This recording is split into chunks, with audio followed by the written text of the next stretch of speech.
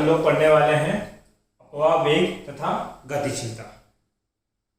इस टॉपिक के जो पीडीएफ नोट्स है वो वीडियो के नीचे डिस्क्रिप्शन में आपके पास एक लिंक गिवन है, उस लिंक पर क्लिक करके आप इसके पीडीएफ नोट्स डाउनलोड कर सकते हैं। इसी के साथ आप अगर चैनल पर नए हैं तो चैनल को लाइक और सब्सक्राइब जरूर करें। और आज से इस टॉपिक के बाद जितने भी मेरे वीडियो आएंगे उन सभी वीडियो के एंड के अंदर जो टॉपिक मैं पढ़ा रहा हूँ उस टॉपिक से रिलेटेड राजस्थान बोर्ड के जितने भी शॉर्ट क्वेश्चन हैं, वेरी शॉर्ट क्वेश्चन हैं, या फिर आपके पास मल्टीपल चॉइस जो अबस अदर वाले बहु ऑप्शन वाले जो आपके पास क्वेश्चन होते हैं, वो ये तीन के जो क्वेश्चन है वो मैं लास्ट में डिस्कस करूंगा, उनके सॉल्यूशन क्या रहेंगे आपके पास।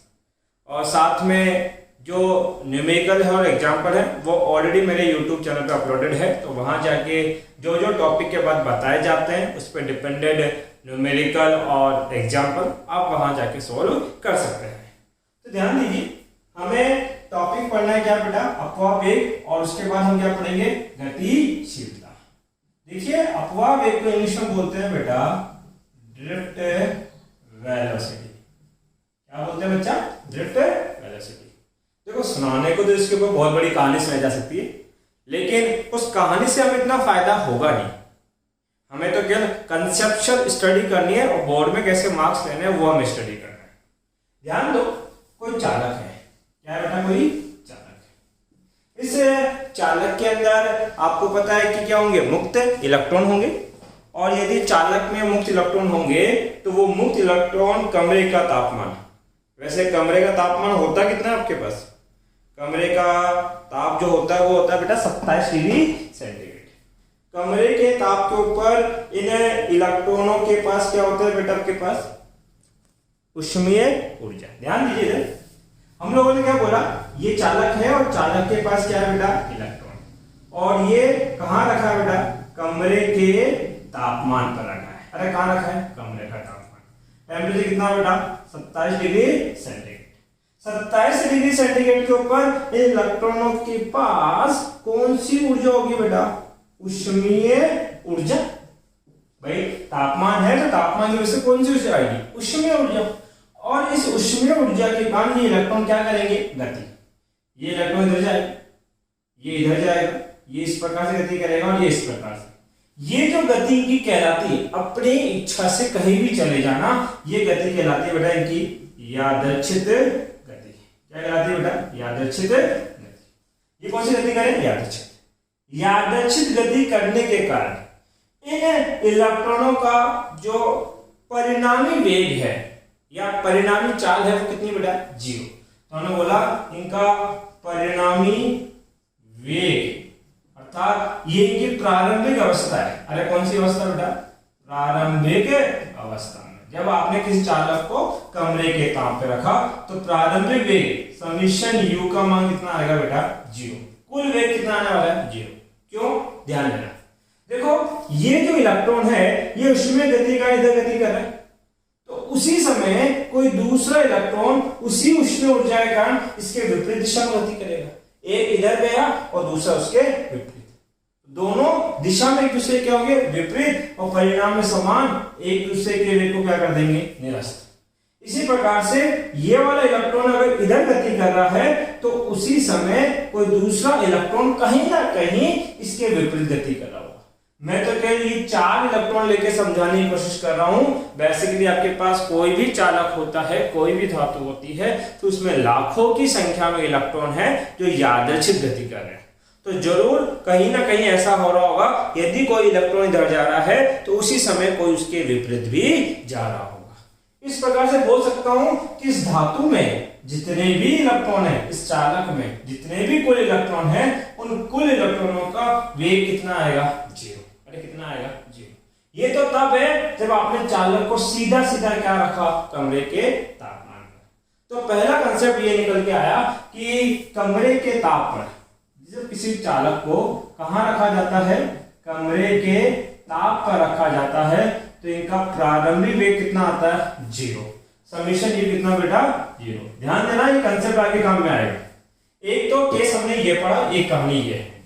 दूसरी कहानी क्या पढ़ाई जाती है बेटा, ध्यान दो, एक वर्ड यहाँ पे काम में आएगा जिसको हम बोलेंगे विश्रांति काल। क्या बोलेंगे बेटा, विश्रांति काल या विश्रांति समय, जिसको हम लोग टाउ से रिप्रेजेंट करते हैं। ये क्या बेटा, काल है, अर्थात ये किसके बराबर होगा, समय के बराबर होगा। अब नाम से पड़ी बात है विश्रांति, काल है समय, मतलब कि विश्राम का समय। अब इलेक्ट्रॉनों के संदर्भ में विश्राम का मतलब क्या है, देखिए ये कोई इलेक्ट्रॉन है, ये कोई चालक है, और ये चालक में कौन है, मुक्त इलेक्ट्रॉन है। अब देखो ये वाला इलेक्ट्रॉन मान लीजिए ऊष्मीय ऊर्जा, जो कमरे के तापमान की वजह से इनको जो ऊर्जा प्राप्त हो रही है, उस ऊष्मीय ऊर्जा की वजह से गति कर रहे हैं, और उस गति की दिशा इधर है, एक इधर गति कर रहा है तो दूसरा से क्या कर रहा है, तो बताओ ये इधर से चलता आया और ये इधर से चलता आया, क्या ये दोनों इलेक्ट्रॉन कभी टकराएंगे क्या? अरे एक इलेक्ट्रॉन इधर से आ रहा है, एक इधर से आ रहा है, टकराएंगे। तो दो इलेक्ट्रॉनों के टक्कर से पहले वो कुछ समय व्यतीत करेंगे, दो इलेक्ट्रॉनों के टक्कर से पहले वो कुछ क्या लगाएंगे बेटा, समय। तो दो इलेक्ट्रॉनों के टक्कर से पहले जो समय लगता है वो समय ही क्या कहलाता है बेटा, विश्रांति काल। तो परिभाषा की जाती है कि इलेक्ट्रॉनों के या किसी दो इलेक्ट्रॉनों के टक्कर में लगा समय क्या कहलाता है, विश्रांति काल कहलाता है। तो ये क्या कहलाएगा बेटा, विश्रांति काल। तो हम बोलेंगे जो समय होगा टी, हम उसको किसके बराबर रख देंगे बेटा, टाउ के बराबर रखेंगे। अरे समय किसके बराबर रखेंगे, टाउ को। मैं एक एक कंसेप्ट बता रहा हूं। सबसे पहले मैंने क्या बताया, कमरे के ताप पे रखा, इलेक्ट्रॉन क्या कर रहे थे, यादृच्छिक गति कर रहे थे, जिसकी वजह से उनका कुल परिणामी वेग कितना प्राप्त हो रहा था, 0, क्योंकि किसी ना किसी इलेक्ट्रॉन का कोई ना कोई वेग कोई दूसरा इलेक्ट्रॉन निरस्त कर देगा। फिर दूसरा क्या बोला हमने, विश्रांति काल। विश्रांति काल क्या होता है, दो इलेक्ट्रॉनों के संघट या टक्कर में लिया गया समय क्या कहलाता है बेटा, विश्रांति काल कहलाता है। ठीक है, अब ये विश्रांति काल किसी भी दो इलेक्ट्रॉन के लिए अलग अलग हो सकता है। हमने ये एवरेज लिया है, औसत विश्रांति काल लिया है, इतना मान के चलिए आप लोग। अब क्या कंसेप्ट आपके पास गिवन है, ये तो विश्रांति काल की परिभाषा होगी। आप लोगों ने क्या लिया, ये चालक था और ये चालक के क्या थे, 3 इलेक्ट्रॉन मान लेता हूं, और ये कैसी गति कर रहे थे बेटा, यादृच्छिक, मतलब अपनी इच्छा के अनुसार कहीं भी गति कर रहे थे। आपने क्या किया, इस चालक को एक बैटरी से जोड़ दिया। जैसे ही बैटरी से जोड़ेंगे तो ये तो क्या बनेगा, इसका धन सिरा, और ये नेगेटिव है तो ये क्या बन जाएगा, इसका ऋण सिरा। अब ये सिरा धन बन गया, ये सिरा ऋण बन गया, तो इसके मध्य क्या उत्पन्न हो जाएगा, एक विद्युत क्षेत्र। और विद्युत क्षेत्र कहां से कहां होता है बेटा, प्लस से माइनस। चालक में कौन है, मुक्त इलेक्ट्रॉन, और ये गति करेंगे। अब इलेक्ट्रॉनों के पास आवेश क्या है, नेगेटिव, तो ये नेगेटिव, इस नेगेटिव विद्युत क्षेत्र से तो क्या होंगे, प्रतिकर्षित, धनात्मक की ओर क्या होंगे, आकर्षित। अब देखो होने वाला क्या है, आपने क्या बना दिए, विद्युत क्षेत्र। अरे क्या बना दिए, विद्युत क्षेत्र। विद्युत क्षेत्र कहां से कहां होता है, प्लस से माइनस, ये प्लस और ये माइनस, ये बना मेरा विद्युत क्षेत्र। इस विद्युत क्षेत्र के अंदर कौन रखा है, इलेक्ट्रॉन। इलेक्ट्रॉन पे क्या आवेश है, नेगेटिव, नेगेटिव नेगेटिव में प्रतिकर्षण, नेगेटिव पॉजिटिव में आकर्षण।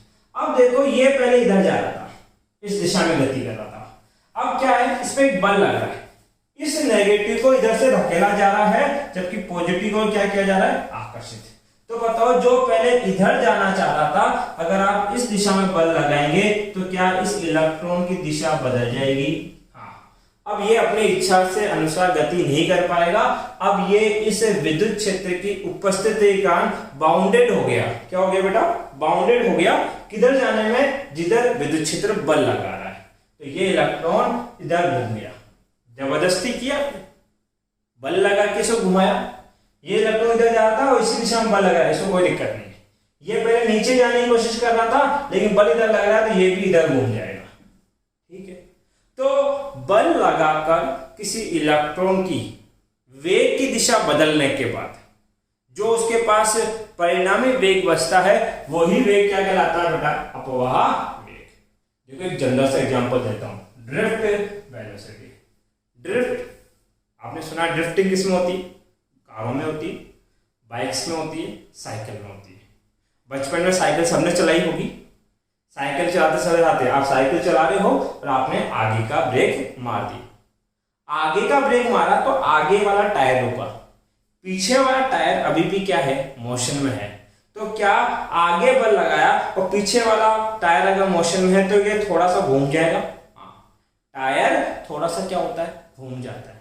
ये जो घूमा वो क्या कहलाता है बेटा, ड्रिफ्ट हुआ। क्या हुआ, ड्रिफ्ट। जैसे आपने फास्ट एंड फ्यूरियस, एक हॉलीवुड की मूवी की सीरीज है, वहां पे ड्रिफ्ट करने के लिए वो लोग क्या करते हैं बेटा, हैंड ब्रेक काम में लेते हैं। जो 4 व्हीलर में हैंड ब्रेक आता है वो दबा के गाड़ियां की जाती है, ड्रिफ्ट की जाती है, एक ही जगह पे गोल गोल घुमाई जाती है। तो ये जो प्रक्रिया है वो क्या कहलाती है बेटा, ड्रिफ्टिंग। दोनों में क्या हो रहा है, आप गाड़ियों में ब्रेक लगा के एक बल उत्पन्न करते हो जो उनको घुमाता है, मतलब कि उनके आगे बढ़ने की दिशा को परिवर्तित कर देता है। सेम तरीका यहां होगा, ये इलेक्ट्रॉन पे इधर जा रहा था, आपने बल लगा के इसके घूमने की दिशा बदल दी, और उसके बाद में ये जिस वेग से गति करेगा, बल लगने के बाद ये इलेक्ट्रॉन जिस वेग से गति करेगा वो वेग क्या कहलाएगा बेटा, अपवाह वेग। कौन सा वेग कहलाएगा, अपवाह वेग। तो हमने बोला इसके ऊपर एक वेग काम करने वाला है। आपने क्या किया, एक चालक लिया, चालक को एक बैटरी से कनेक्ट कर दिया, ये पॉजिटिव और ये नेगेटिव, और ये जितने भी इलेक्ट्रॉन थे ये सारे के सारे एक दिशा में जाने लगे, और इनका जो एक दिशा में जाने का औसत वेग था वो औसत वेग क्या कहलाया बेटा, अपवाह वेग कहलाया। ये अपवाह वेग है। यदि मैं अपवाह वेग की परिभाषा दूं तो परिभाषा क्या बनेगी, बाहरी विद्युत क्षेत्र की उपस्थिति में चालक के इलेक्ट्रॉनों पर या चालक के इलेक्ट्रॉनों का औसत वेग ही अपवाह वेग कहलाता है। मतलब जब आप बाहरी विद्युत क्षेत्र लगाएंगे तो ये इलेक्ट्रॉन जिस औसत वेग से गति करने वाले हैं वो ही क्या कहलाएगा बेटा, इनका अपवाह वेग कहलाएगा। क्लियर है। अब देखो जितने भी कंसेप्ट आपने पढ़े,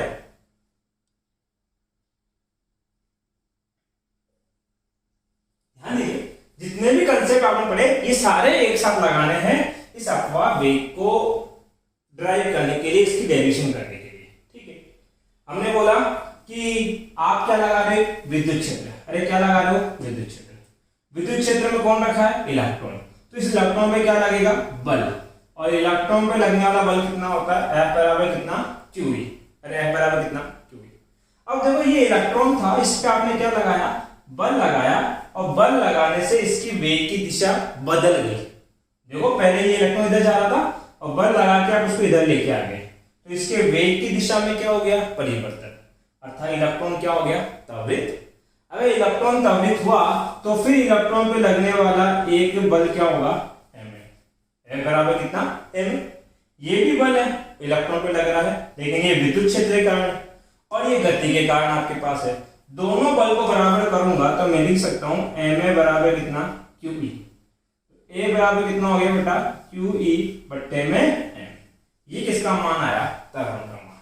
ठीक है, डेरिवेशन कैसे करनी है कि किसी भी चालक का प्रारंभिक वेग अर्थात u कितना होता है, 0। हम पहले ही प्रूफ कर चुके हैं कि कमरे के ताप पे जितने भी इलेक्ट्रॉन होंगे वो सारे के सारे इलेक्ट्रॉन यादृच्छिक गति करेंगे और परिणामी कुल वेग कितना आएगा, 0। तो ये परिणामी वेग आ गया।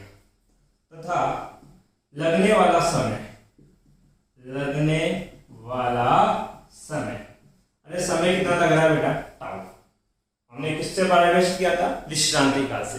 दो इलेक्ट्रॉन के टक्कर में जितना समय लगा वो समय क्या कहलाएगा बेटा, विश्रांति काल आपके पास। तथा विद्युत क्षेत्र लगाने पर त्वरण, विद्युत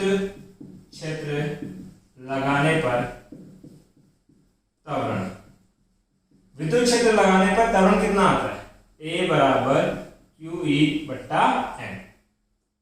इसके साथ आपने क्या पढ़ा बेटा, अपवाह वेग की परिभाषा पढ़ी, क्या थी, ध्यान देना यहां, वह अपवाह वेग की परिभाषा से। अरे किसकी परिभाषा, अपवाह अपवाह वेग की परिभाषा से।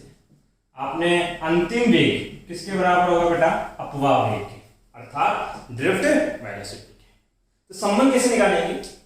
गति के प्रथम समीकरण से, गति के प्रथम समीकरण से। 11वीं क्लास में गति के 3 समीकरण पढ़े। पहला समीकरण क्या था? v बराबर u प्लस ए टी। दूसरा क्या था? s बराबर u t plus half a t square. और तीसरा क्या था बेटा आपके पास? v square minus u square equal to 2as। मैं प्रथम समीकरण की बात कर रहा हूं गति के, तो v बराबर था u प्लस ए टी। आपके ध्यान दें, हम v को क्या लिख सकते हैं? vd अपवाह वेग। u क्या है? प्रारंभिक कितना है? 0 प्लस a क्या है? त्वरण। त्वरण कितना? QE बट्टे में m, QE बट्टे में m गुना t क्या है बेटा आपके पास? विश्रांति काल अर्थात टाउ। तो बताओ अपवाह वेग का संबंध क्या आ गया? QE टाउ बट्टे में m। और क्या लिख सकते हैं इसको बेटा हम लोग? Q को क्या लिख सकते हैं बेटा? E। Q को क्या लिख सकते हैं? E, 1 इलेक्ट्रॉन के बराबर। तो Vd का मान कितना हो जाएगा? E टाउ बट्टे में। अब यहां ध्यान दीजिए, E क्या है? इलेक्ट्रॉन पे आवेश कितना? 1.6 10 की घात माइनस 19। m क्या है? जो गति कर रहा है। गति कौन कर रहा था? इलेक्ट्रॉन। इलेक्ट्रॉन का क्या? द्रव्यमान कितना होता है? 9.1 10 की घात माइनस 31 kg। टाउ क्या है? विश्रांति काल। अभी इतना समझो कि ये टाउ 2 चीजों पे निर्भर करता है। एक तो पदार्थ पर और दूसरा तापमान पर। ठीक है। ई क्या है? भौतिक राशि। यदि मान लीजिए आप किसी चालक की भौतिक राशियां नियत करते हो, कोई चालक है और आप कह रहे हो कि चालक हमेशा ऐसे ही रहेगा, इसी अवस्था में रहेगा, ना तो इसकी लंबाई बढ़ेगी, ना इसका क्षेत्रफल बढ़ेगा, ना इसका तापमान बढ़ेगा, ना इसका दाब बढ़ेगा। यदि आपने इसकी भौतिक राशियां नियत कर दी तो फिर ई टाउ और एम का मान क्या हो जाएगा? कांस्टेंट। अगर ये तीनों मान कांस्टेंट हो गए तो हम बोल सकते हैं कि अपवाह वेग विद्युत क्षेत्र के मान के क्या होगा बेटा? समानुपाती। अपवाह वेग विद्युत क्षेत्र के मान के क्या होगा बेटा? समानुपाती। एक तो ये संबंध है, और ये संबंध अगली डेरिवेशन को सोल्व करने में काम देगा। क्लियर है? अब मैं ये समझा रहा था कि जो टाउ है वो पदार्थ और तापमान पे किस प्रकार से निर्भर करता है। तो ऐसा करिए, एक बार यहां तक की स्टोरी को आप उतार लीजिए, टीप लीजिए बिल्कुल, और फिर मैं आपको टाउ के बारे में समझाता हूं।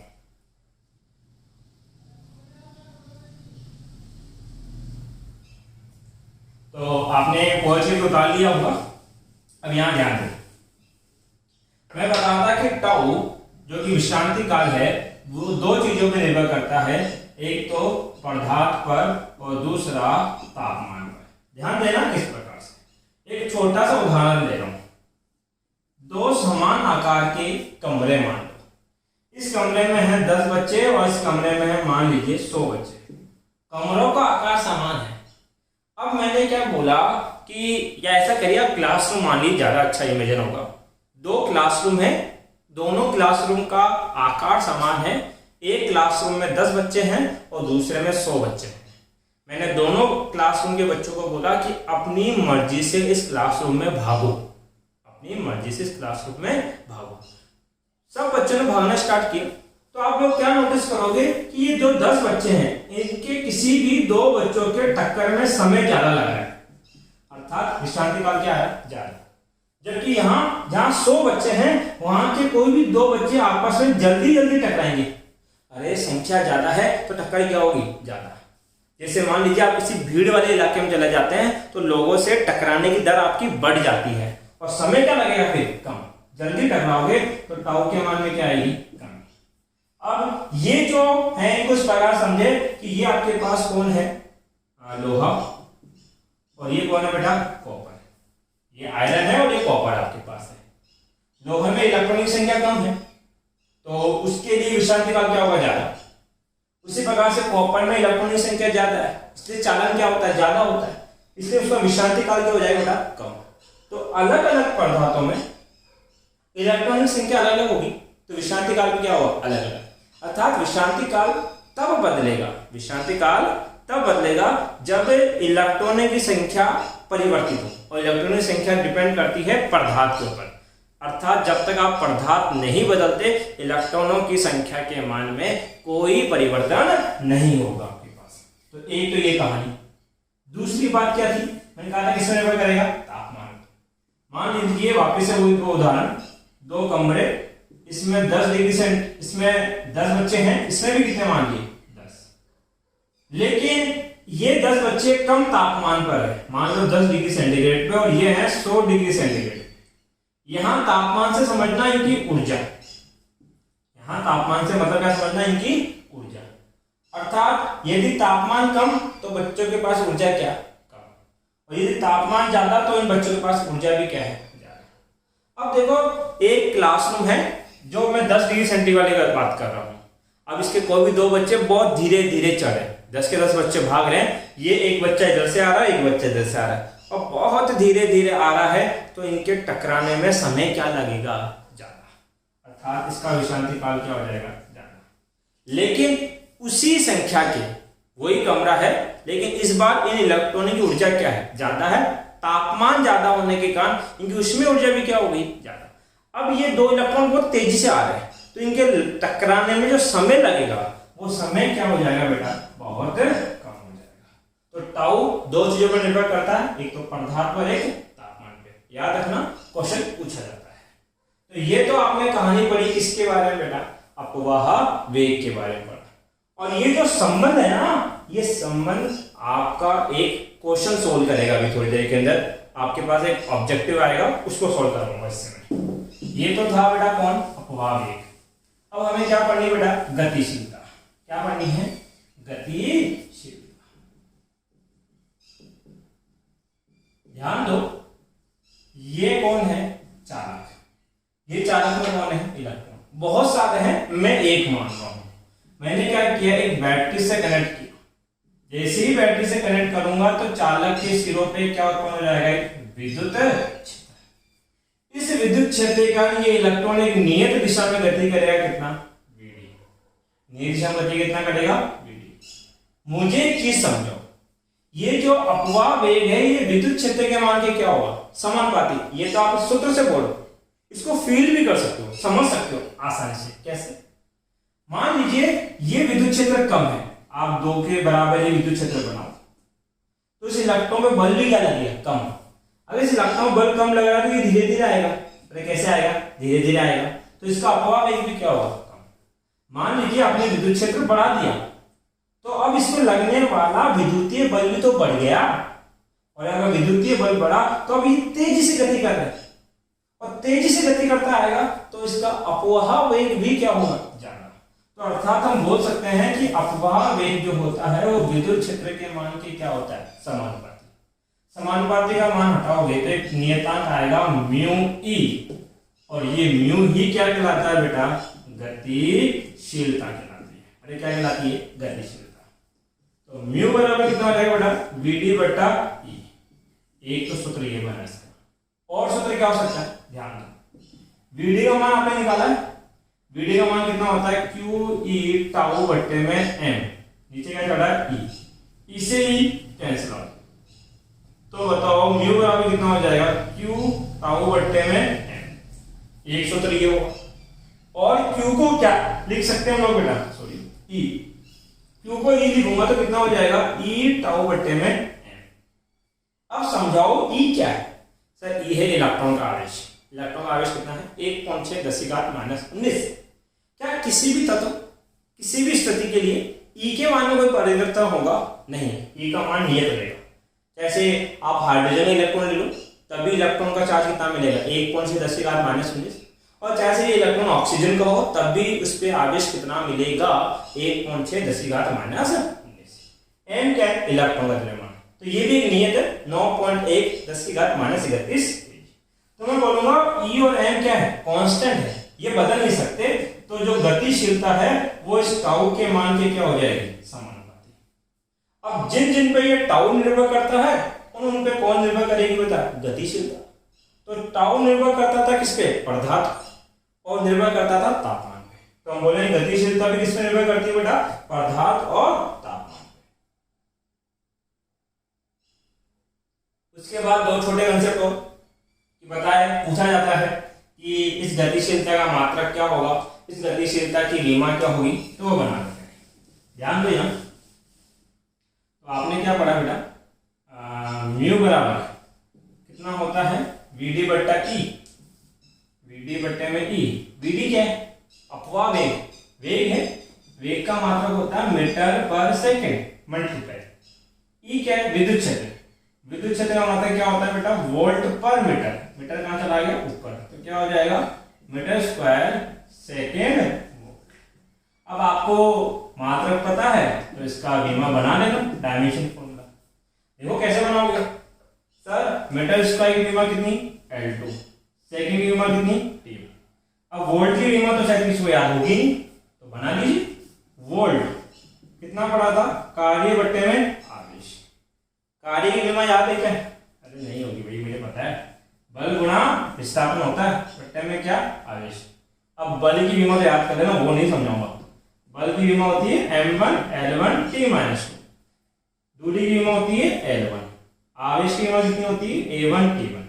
तो वोल्टेज की विमा कितनी हो जाएगी, सोल्व कर लो, m1 तो as it is, L1 as it is, sorry L1 कितना हो जाएगा L2 हो जाएगा, T-2 और ये 1 ऊपर जाएगा तो -3 हो जाएगा, और कितना A-1 रख दो।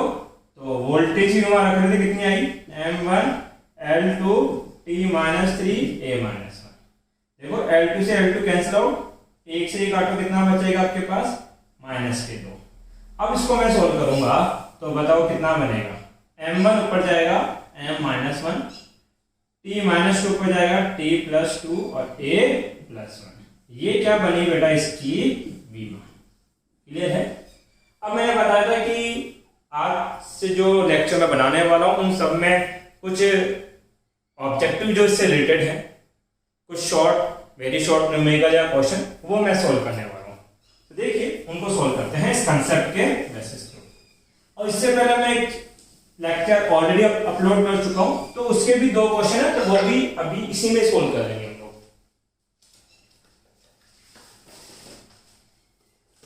ध्यान देना, आप अपनी राजस्थान बोर्ड की बुक खोल के रखें, क्वेश्चन मैं सिर्फ पढ़ने वाला हूं। पहला टॉपिक जो आपके राजस्थान बोर्ड की बुक है वो विद्युत धारा, और विद्युत धारा के बेसिस के ऊपर आपको अपना लघुरात्मक प्रश्न फर्स्ट वो सोल्व करा रहा हूं। क्वेश्चन है, एक चालक में विद्युत धारा प्रवाहित करने पर उसमें कितने आवेश होता है। तो देखो ये कोई चालक है, इस चालक में यदि आप विद्युत धारा प्रवाहित करोगे, क्या करोगे, विद्युत धारा, कितना आवेश होगा, हम बोलेंगे उस आवेश की मात्रा कितनी होगी 0। क्यों, आवेश किसी राशि है, संरक्षित है। अरे कैसी राशि है, संरक्षित। अगर संरक्षित राशि है तो अगर मान लीजिए आप एक बैटरी से कनेक्ट करते हो, तो एक चीज मैं समझा देता हूं, बैटरी जो है वो कभी भी अपने खुद से आवेश नहीं देती, वो आवेश को केवल रेगुलेट करवाती है, घुमाती है। क्या करवाती है, घुमाती है, जिसके कारण क्या बनती है, धारा। वो क्या करेगी, केवल एक इलेक्ट्रॉन को उठा के यहां से यहां तक लेके आएगी, खुद से इलेक्ट्रॉन नहीं देगी। तो बताओ ये इलेक्ट्रॉन पहले भी इस चालक में था और बाद में भी इसी में रहा, केवल उसकी स्थिति तो बदली, एक जगह से कहां चला गया, दूसरी जगह पे। तो क्या आवेश के मान में कोई परिवर्तन हुआ, नहीं। तो जब भी बोला जाए किसी चालक में धारा बह रही है, तो बताओ चालक कितने आवेश से आवेशित हो गया। तो सर जब तक उसके आवेश के मान में परिवर्तन नहीं होगा वो आवेशित हो ही नहीं सकता, अर्थात कितने से आवेशित होगा बेटा, 0 से। तो पहले का सही होगा। उसके बाद जो टॉपिक है वो है बेटा धारा घनत्व, और धारा घनत्व के बेसिस के ऊपर आपका जो अति लघुरात्मक प्रश्न है, कौन सा, सेकंड नंबर, वो आपके पास सॉल्व होगा। अति लघुरात्मक का सेकंड क्वेश्चन दे रहा है, धारा घनत्व की ऐसे ही मात्रा लिखो। तो देखो बेटा आपके पास धारा घनत्व है, गर्मी हो रही बहुत ज्यादा आज। धारा घनत्व का ऐसे ही मात्रक J बराबर कितना पढ़ा बेटा आपने, I/A। धारा का मात्रक एम्पियर और क्षेत्रफल का मात्रक मीटर स्क्वायर। तो मात्रक क्या बन गया बेटा, एम्पियर पर मीटर स्क्वायर। ठीक है, उसके बाद जो टॉपिक आपका है, ये तो अभी तक इन पे तो ये 2 क्वेश्चन थे। अभी हमने क्या पढ़ा बेटा, अपवाह वेग, और अपवाह वेग के ऊपर आपके जो लघुरात्मक प्रश्न संख्या 5, लघुरात्मक की पर्सन संख्या 5 सोन होगी। और पर्सन क्या है? अपवन वेग की परिभाषा। तो परिभाषा भी बोर्ड पे लिख के बताई थी मैंने कि अपवन वेग क्या होता है कि बाहरी विद्युत क्षेत्र की उपस्थिति में चालक के इलेक्ट्रॉन जिस औसत वेग से गति करेंगे वो औसत वेग क्या कहलाएगा बेटा? अपवन वेग आपके पास कहलाएगा। उसके बाद इस पे वैसे और कोई क्वेश्चन आपकी बुक का नहीं है और मैं देख लेता हूँ। फिर हमने क्या पढ़ा बेटा? गतिशीलता, ठीक है। यही कुछ क्वेश्चन हैं जो मुझे मिले जो इस टॉपिक के बेस पे सोल्व हो रहे हैं। बाकी अगर इस टॉपिक्स का रिलेटेड आपको कोई डाउट रहता है तो आप कमेंट बॉक्स में ऐसे पूछ सकते हैं। Thank you.